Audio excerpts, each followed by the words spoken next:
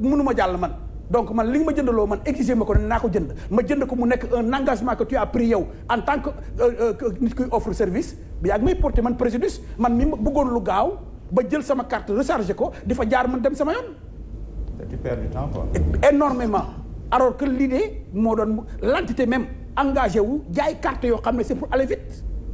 lan moo fa bloqué waa ji c'est pas de mon ressort yéen a ko war a lijjanti yéen faites en sorte que man mi jënd sama carte su ma ñëwee ma jaar fa rapidement dem sama yoon dara du ma bloqué donc je dirais tout simplement pour ne pas trop monopoliser la parole que le mal il est partout le mal est partout je suis d'accord avec toi pour effectivement le changement de mentalité boo demee Benoît on n'a pas besoin d'être dans un environnement de dictature pour loolu am la preuve il n'y a pas de la dictature aux États-Unis tout le monde respecte l'autre il n'y a pas de la dictature en Europe tubaab bi sonn nu ci li nga gën a bëgg lañ lay privé mooy sa xaal sa koom fii waroo fi gaare. ay maslaa la quoi. moom laa lay wax fii waroo fi gaare personne ne te dira bu fi gaare. honnêtement tu ne verras personne boo demee en Europe dans les pays organisés doo gis doomu aadama bu taxaw na la fii bu fi gaare. ba ngeen jóg teg dënd non il y a un panneau qui indique que fii waroo fi gaare.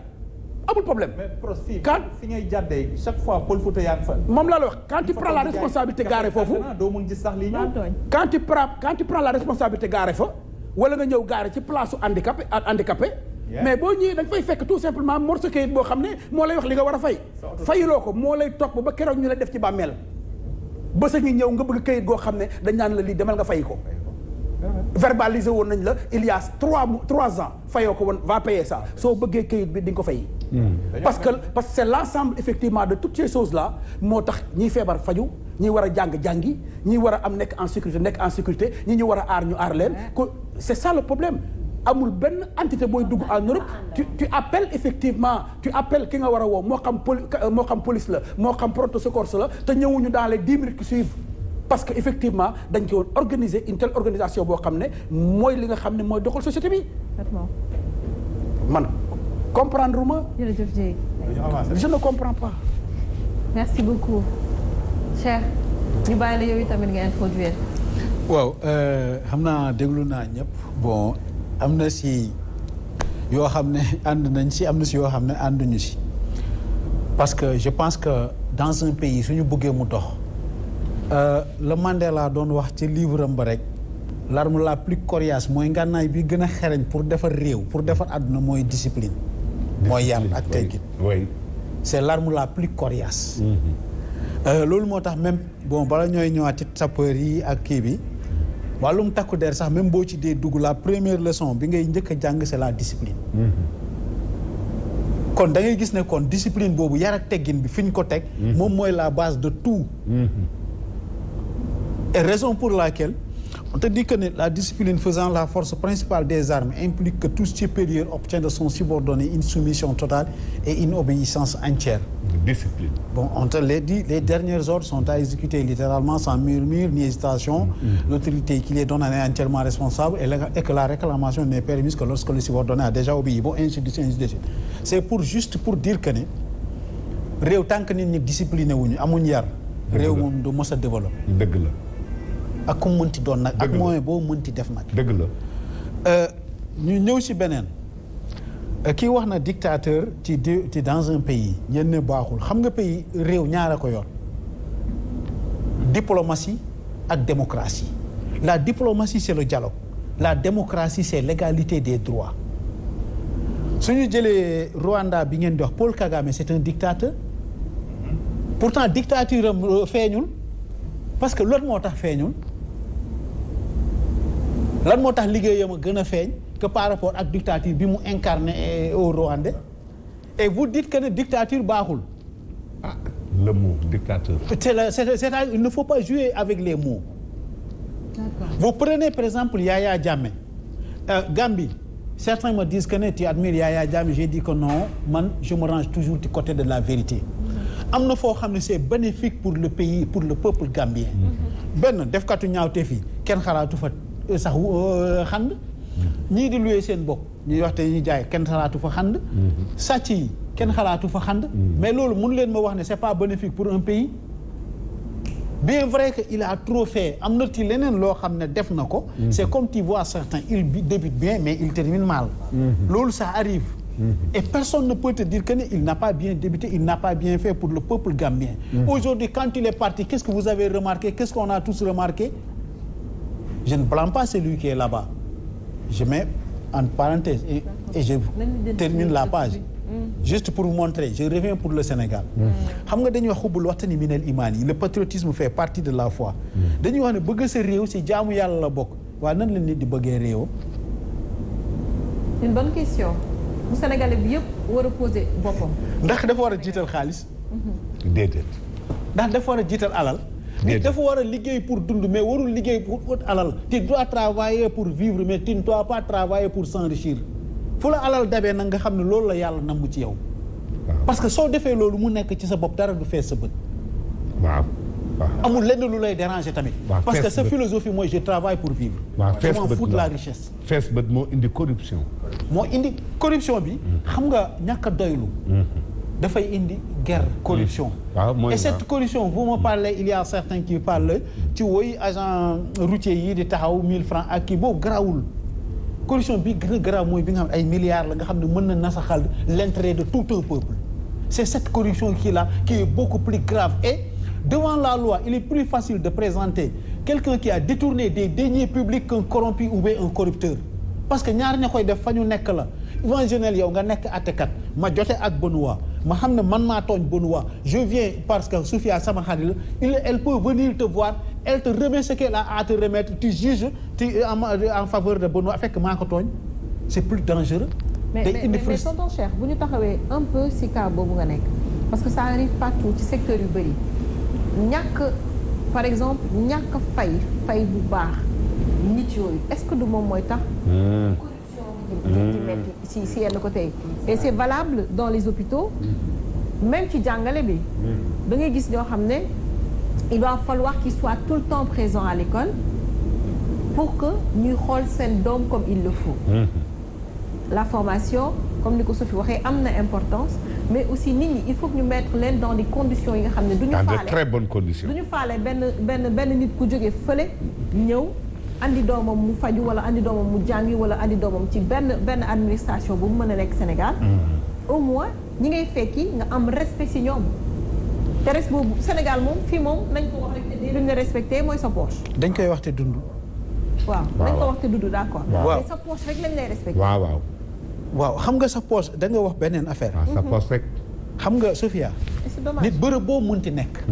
ak foo mënti nekk laa wax de ak lu ñu mënti fay foofu parce que ba ngay dugg dañ la proposer un salaire nga d'accord ci salaire. loo xam ci ñàkkum liggéey.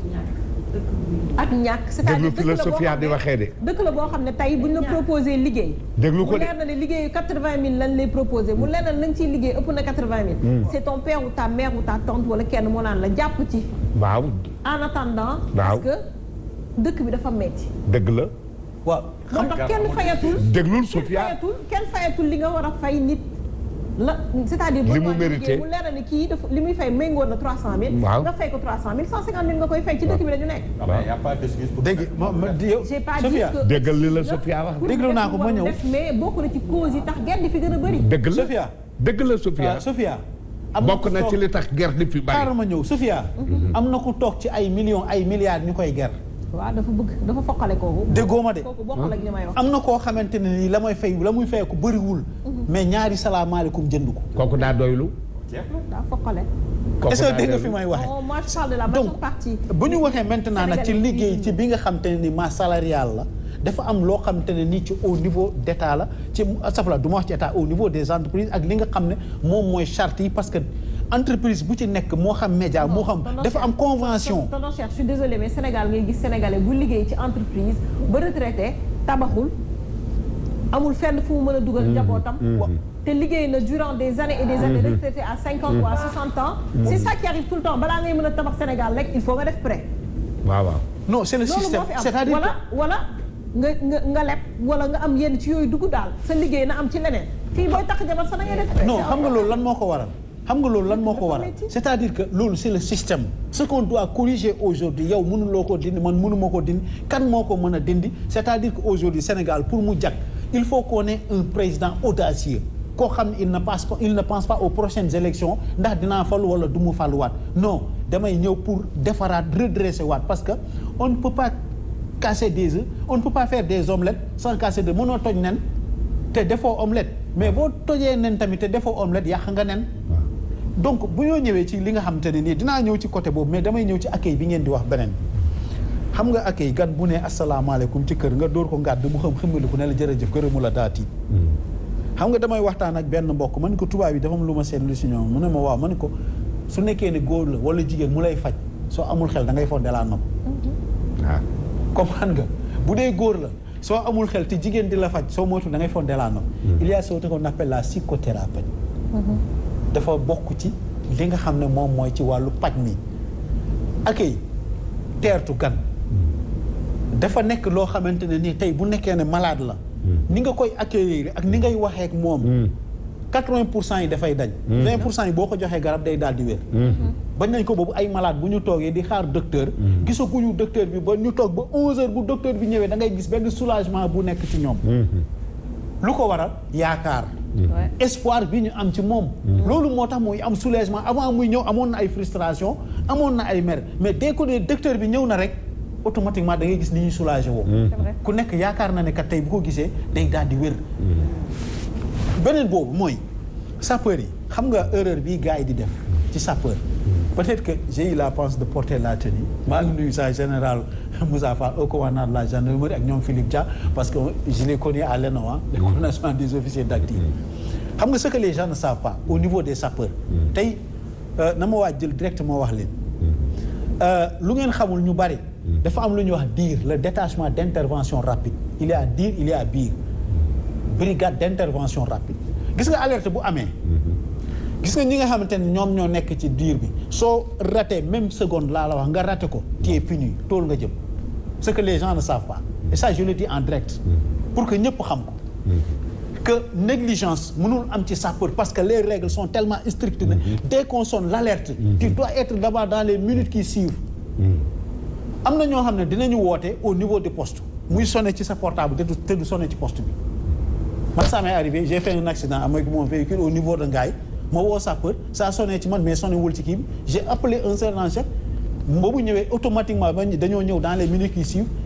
loolu aussi na ko citoyen di bàyyee xel moo tax on doit donner des numéros fixes ou bien des numéros verts par rapport au 18 qu'on nous parle bi nga xam ne moom la ñëpp di habitué woo parce que le 18 ça sonne au niveau ci si yow te ça ne sonne pas ci poste bi parce que sapeur attention dafa am ay ndodd yu tegu ci seen kaw ak ay charte yu tegu ci seen kaw lii amoon bu njëkk ñun bañee nekk ci biir kii bi Samba Ten Gal jël moom maa ngi koy jël à témoin sapeur da doon jël malade indi ko ci hôpital bi ne la du la jël et am na ci benn cas boo xam ne c'était au temps de Abdou Diouf wër sapeur yi wër nañu hôpitaux yëpp ñu bañ a jël malade bi xam fan lañ ko def ñu bañ koo jël dañoo dama lay wax loo xam ne en connaissance moi je parle en connaissance de cause ñu bañ koo jël dama lay wax Samba Ten Gaye il est chargé des missions du directeur du port en cette période il était dans mu ngi woon ci sapeur yi fan la ñu mujjee ak moom xam nga gaar ba fan la ñu mujjee woon a yóbbu malade bi et après par la suite mais loolu amatul imaginez des sapeurs pompiers ñu jël ay malade tey sax lan lañ lay waxaat encore soo jëlee malade di ko ubbi